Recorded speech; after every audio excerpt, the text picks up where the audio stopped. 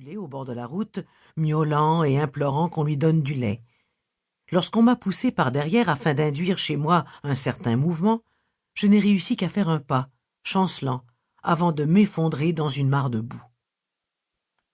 C'est de cette scène dont sa sainteté a été témoin, et de celle qui a suivi. Lorsqu'on a convenu de son prix, mon frère a été remis à un vieil homme édenté.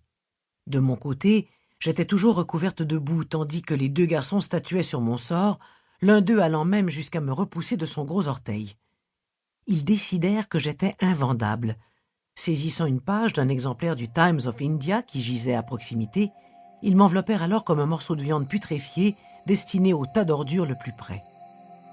Je commençai à suffoquer à l'intérieur du papier journal. Chaque respiration devenait un véritable combat. Déjà affaibli par la fatigue et la faim, je sentais la flamme qui me gardait en vie vaciller dangereusement. La mort semblait inévitable, tellement la situation était désespérée. Mais sa sainteté dépêcha son chauffeur sans tarder. Fraîchement débarqué des États-Unis, il s'avéra que le chauffeur du Dalaï Lama avait 2 billets de $1 cachés dans sa tunique. Il les remit aux garçons, qui ont alors déguerpi, spéculant avec excitation sur la somme qu'ils toucheraient une fois les dollars convertis en roupies.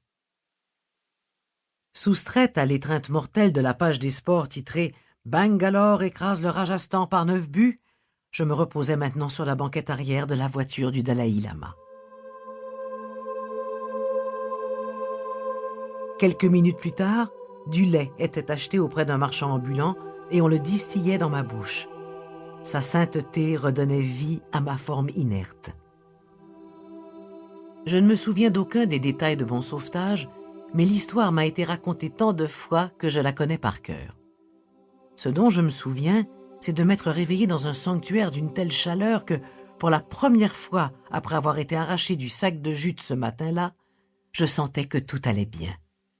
Regardant aux alentours afin de découvrir la nouvelle source de ma subsistance et de mon confort, je me suis retrouvé à regarder directement dans les yeux du Dalaï Lama. Comment pourrais-je décrire ce premier moment en présence de sa sainteté? Cela relève autant du sentiment que de la pensée, une profonde et rassurante compréhension indiquant que tout allait bien.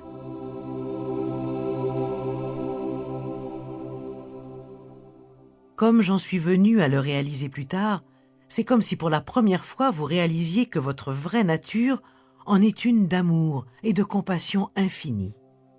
Elle a toujours été là, mais soudain le Dalaï Lama la voit et elle se réfléchit sur son visage.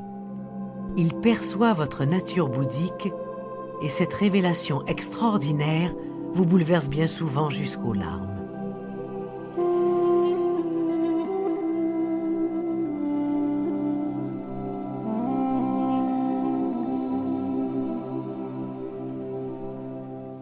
Dans mon cas, tout en mitonné que j'étais dans une ouatine marron sur une chaise de son bureau, je prenais également conscience d'un autre fait de la plus haute importance pour tous les félins. J'étais dans la maison d'un amoureux des chats.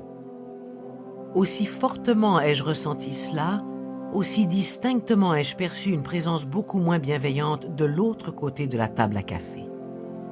De retour à Dharamsala, sa sainteté avait repris son programme d'audience et honorait un engagement de longue date à l'égard d'un professeur d'histoire originaire de Grande-Bretagne.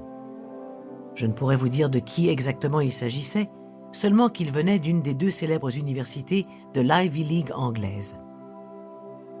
Le professeur planchait sur un tome dédié à l'histoire indo-tibétaine et il semblait contrarié de voir qu'il n'avait pas toute l'attention du Dalaï Lama.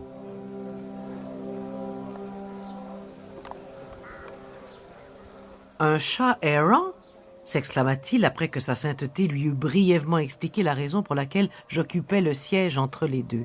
« Oui » confirma le Dalaï Lama, avant de répondre pas tellement à ce que le visiteur avait dit, mais au ton sur lequel il l'avait dit. Regardant le professeur d'histoire avec un grand sourire, il parla de sa riche et chaude voix de baryton, voix à laquelle j'allais devenir si familière. « Vous savez, professeur, ce chaton égaré et vous-même avez une chose très importante en commun. » Je ne saurais dire, répondit calmement le... Pour continuer à écouter ce livre audio gratuitement, cliquez sur le lien dans la description et vous pourrez l'écouter en entier sans frais grâce à l'essai de 30 jours d'Audible.